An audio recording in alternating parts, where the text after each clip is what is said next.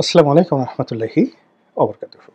সম্মানিত দর্শক, রাজনীতি থেকে আওয়ামী লীগের আলোচনা কোনো অবস্থাতেই বাদ দেওয়া যাচ্ছে না। প্রধান উপদেষ্টা ডক্টর মোহাম্মদ ইউনূস তিনি যেভাবে বলছেন যে ফ্যাসিস্টকে আর ফিরে আসতে দেওয়া হবে না, এক। দুই নম্বর হলো যে আওয়ামী লীগের মতো একটা ফ্যাসিস্ট দলকে বিদায় করার জন্য ১৬টি বছর আমাদেরকে অপেক্ষা করতে হয়েছে। তো আগামীতে যদি এরকম কোনো ফ্যাসিস্টের উদ্ভব হয়, সেক্ষেত্রে জাতিকে যেন ১৬ বছর অপেক্ষা করতে না হয়। এজন্য যেভাবে সংস্কার দরকার, পরিবর্তন দরকার, আইন দরকার, কানুন দরকার, যেভাবে স্টিম রোলার দরকার, কঠোর হওয়া দরকার, সবই তিনি করবেন।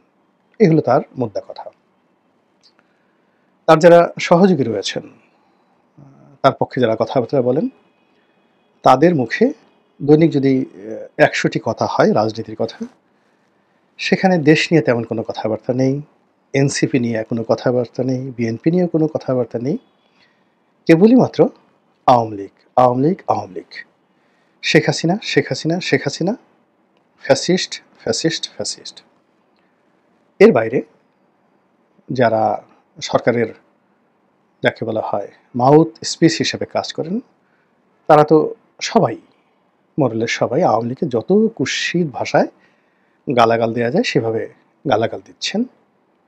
এবং এই গালাগালির মধ্যে সেই কি বলবো, টেকনাফ থেকে তেঁতুলিয়া পর্যন্ত গত ১০ মাসে সবচেয়ে বেশি যে নামগুলো উচ্চারিত হয়েছে, তার মধ্যে ১ নম্বর হলো আওয়ামী লীগ, ২ নম্বরে শেখ হাসিনা, ৩ নম্বরে শেখ মুজিব বা বঙ্গবন্ধু। এখন এগুলোর প্রতিক্রিয়া কী, এগুলোর ফলাফল কী হতে পারে, সেগুলো নিয়ে আলোচনা করব। কিন্তু মার্কেটিংয়ের ভাষায় একটা কথা আছে, একটা স্লোগান আছে, সেটা হলো যে কোনো প্রচার এবং প্রোপাগান্ডা, সেটি নেতিবাচক হোক কিংবা ইতিবাচক হোক, আলটিমেটলি বা শেষ পর্যন্ত যার বিরুদ্ধে বা যার পক্ষে প্রচারণা চালানো হয়, ওটা মূলত তার পক্ষে চলে যায়। যেমন ধরুন, আমার বিরুদ্ধে কেউ বলল রনি খারাপ, রনি খারাপ, রনি খারাপ। একটা সময় মানুষ আগ্রহ হবে যে দেখি লোকটাকে নিয়ে এত খারাপ কি বলছে, একটু খোঁজ খবর নেই। দেখেন, আমি যদি সত্যিকার অর্থে খারাপ হয়ে যাই,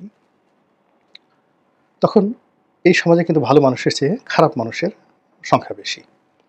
তারা দলে দলে আমার কাছে আসবে, এসে বলবে যে এইরকম নেতাই আমাদের দরকার, আপনার তাগত আছে, শক্তি আছে। এবং এইভাবেই প্রচারণার ফলে আমাদের পাক ভারত উপমহাদেশে হাজী মাস্তান, দাউদ ইব্রাহিম, ছোট শাকিল, ছোট রাজন তৈরি হয়েছে। এইভাবে ঢাকা শহরে সুইডেন আসলাম, টোকাই সাগর, মুরগি মিলন তাদের তৈরি হয়েছে। এর কারণ হলো ওই নেতিবাচক প্রচারণা। মানে আমি সেই ৮০-র দশকের সবচেয়ে ভয়ঙ্কর একজন ছাত্রনেতা, মানে যার ভয়ে বাঘ এবং মহিষ এক ঘাটে পানি খেত।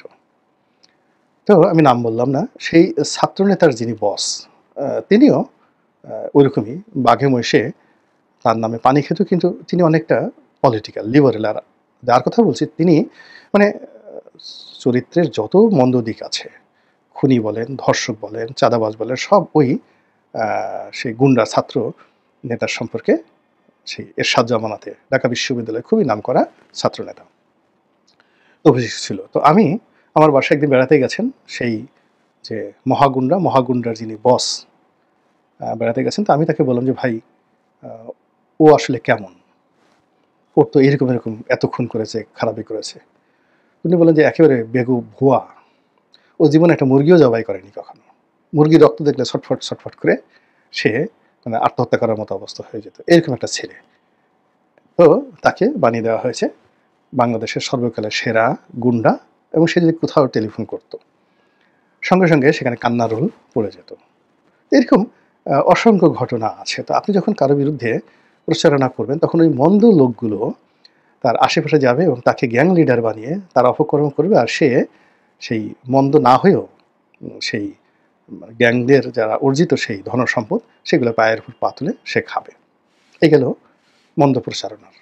তো আমার সম্পর্কে যদি আপনি প্রচারণা করেন যে এটা গুন্ডা, বাহিনীর প্রধান, আন্ডারওয়ার্ল্ডের ডন, এটা আছে, এটা আছে। তো ওই লোকগুলো আমাকে সমীহ করবে এবং আমার কাছে আসবে। এবং আমি না চাইলেও এই আন্ডারওয়ার্ল্ডের ডন হয়ে যাব। আবার যদি আমার প্রশংসা করেন যে এই লোকটা ভালো, লেখাপড়া জানে, ইত্যাদি, ইত্যাদি, তাহলে ওই ভালো লোকগুলো আমার প্রতি আকর্ষিত হবে, তারা আসবে এবং আমি সেই ভালো লোকদের মধ্যে নেতা হয়ে যাব।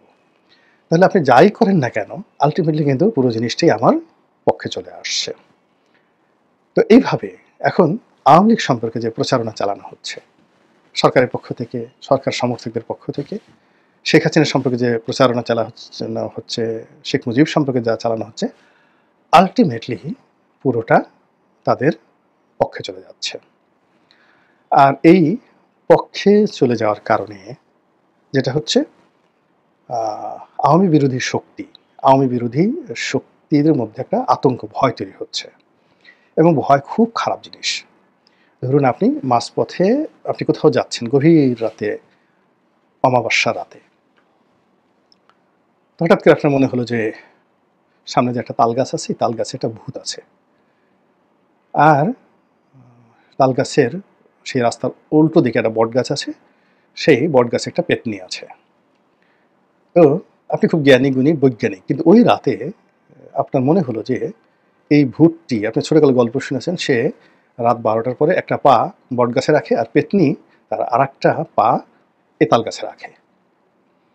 তো হঠাৎ করে আপনি ওই গভীর রাতে একাকে যাচ্ছেন, আপনি একবার তাল গাছের দিকে তাকাবেন আর একবার সেই বট গাছের দিকে তাকাবেন। সেখানে পেতনি ভূত থাকুক বা না থাকুক, পা থাকুক বা না থাকুক, আপনি মুহূর্তের মধ্যে ফ্রিজ হয়ে যাবেন, সেন্স হারিয়ে ফেলবেন। এটাই হলো সত্যিকার অর্থে বাস্তবতা। আপনারা যারা শ্রীকান্ত উপন্যাস পড়েছেন, সেই শ্রীকান্ত উপন্যাস শরৎচন্দ্র চট্টোপাধ্যায়ের, সেখানে শ্রীকান্ত যেভাবে সেই চিতার যে মানে চিতাখানা যেটাকে বলা হয়, শ্মশান ঘাট, সেখানে গিয়ে যেভাবে ভয় পেয়েছিলেন, এরকম ভয় পাওয়ার যে দৃশ্য বাংলা সাহিত্যে আর কেউ ফুটিয়ে তুলতে পারেননি। তো আওয়ামী লীগ সম্পর্কে এই যে যত প্রচারণা করা হচ্ছে, আলটিমেটলি আওয়ামী বিরোধী শক্তি যারা আছে তাদের মধ্যে ভয় তৈরি হয়ে যাচ্ছে। এখন যারা বলছেন, যারা প্রচার করছেন, তারা বুঝে হোক না বুঝে হোক, ইচ্ছায় হোক অনিচ্ছায় হোক, তারা কিন্তু নিজেরা ভয় পাওয়া শুরু করেছেন এবং তাদের এই ভয়টি অনেকের মধ্যে তারা এগুলো সঞ্চারিত করছেন। ফলে ধরেন লন্ডনে এক লোক আছেন, তিনি শেখ হাসিনাকে খুব গালাগালি করেন, বা আমেরিকাতে একজন গালাগালি করেন। তো তিনি গালাগালি করেন, কিন্তু তার কাছে মনে হয় আরে আমার তো আত্মীয় স্বজন ঢাকা শহরে আছে, আমার আপনজন আছে, প্রিয়জন আছে, আওয়ামী সন্ত্রাসীরা যদি একদিন সেই এদের উপর আক্রমণ চালায় তাহলে কি হবে? এই কথা বলতে বলতে কেউ যদি গাড়ি চালায়, মুহূর্তের মধ্যে দেখা গেল গাড়িতে অ্যাক্সিডেন্ট করলো। কেউ যদি ডাক্তার ইঞ্জেকশন দেয়, দেখা গেল যে মানুষের ইঞ্জেকশনের পরিবর্তে পশুর ইঞ্জেকশন দিয়ে ওরা মানুষটিকে মেরে ফেললো। এই হলো ভয়।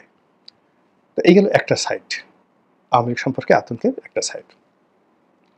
অন্যদিকে যেটা হচ্ছে যে আওয়ামী লীগের যেই লোকগুলো অবদমিত ছিল, আপনি যে কোনো একটা অপরাধ, সেটা জেনা হোক, ব্যভিচার হোক, চুরি হোক, ডাকাতি হোক, এটা যখন বারবার আপনি তাকে খোঁটা দিবেন যে তুই চোর, তুই চোর, তুই চোর, তুই ডাকাত, তুই ডাকাত, তুই ডাকাত, তারপরে শরীয়তে বিচার করবেন, বিরাট গ্রামে একটা যাকে বলা হয় বিচার বসালেন, চোরকে পিঠমোড়া করে গাছের সঙ্গে বেঁধে জুতো পিটা করলেন, তারপর শেষে জুতোর মালা গলায় দিয়ে তাকে সারা দেশ ঘোরালেন। বিশ্বাস করেন এ কাজে কোনো দিন চুরি বন্ধ হয়নি, ডাকাতি বন্ধ হয়নি। অনেক ডাকাতের চোখ তুলে দেওয়া হয়েছে, কিন্তু সে অন্ধ অবস্থায় ডাকাত দলের নেতা হয়ে গেছে। এরকম ঘটনা হাজার হাজার আছে।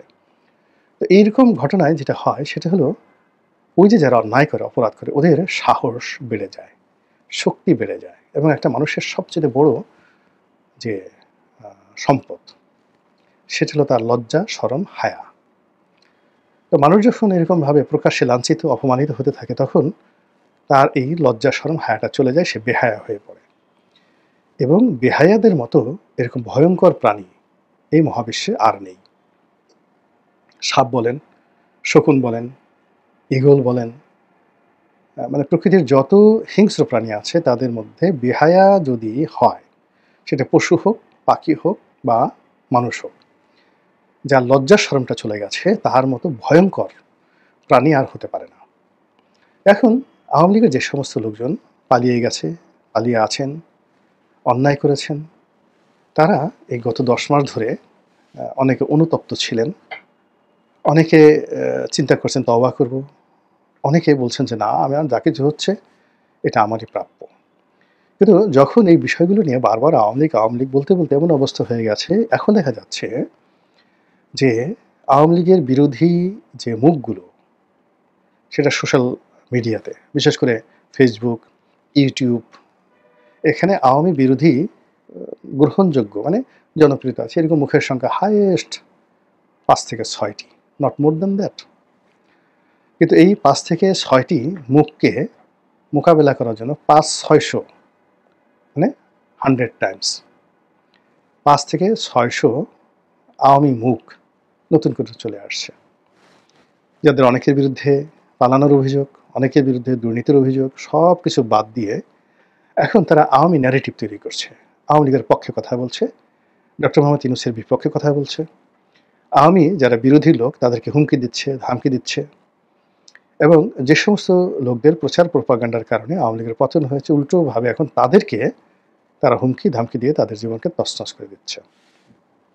এবং এখন এই যে যদি আপনি ৩ মাসের সোশ্যাল মিডিয়ার ট্রেন্ডিং দেখেন, এবং সেখানে ফেসবুক, লিঙ্কডইন এবং টুইটার, তার সঙ্গে ইউটিউব, এখানে গিয়ে দেখেন যে আওয়ামী লীগের যারা পক্ষে কথা বলেছেন এবং ইউনূসের বিপক্ষে যারা বলেছেন তাদের সম্মিলিত ভিউ কত, আর যারা আওয়ামী লীগের বিপক্ষে বলেছেন এবং ইউনূসের পক্ষে বলেছেন তাদের ভিউ কত, দেখবেন যে 1:1000, যেটা এই 2025 সনের ফেব্রুয়ারি মাসে কল্পনাই করা যেত না। অর্থাৎ ফেব্রুয়ারি মাসে এটি উল্টো ছিল জাস্ট, অর্থাৎ যত কথাবার্তা হতো আওয়ামী লীগের পক্ষে তারা যদি 1000 হতো, আর আওয়ামী লীগের পক্ষে যে কথাবার্তা সেটা একও হতো না।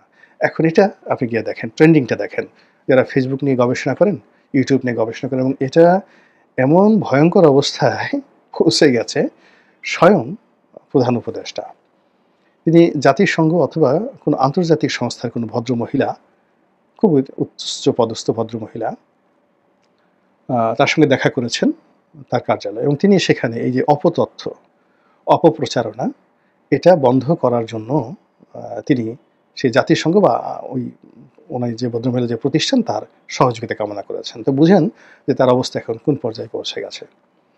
একইভাবে ডক্টর মোহাম্মদ ইউনূস, যেটা সবসময় তিনি একটা ওপেন মিডিয়াতে বিশ্বাসী, এবং তিনি আজকের যে অবস্থায় এসেছেন এটা মূলত মিডিয়ার কল্যাণে।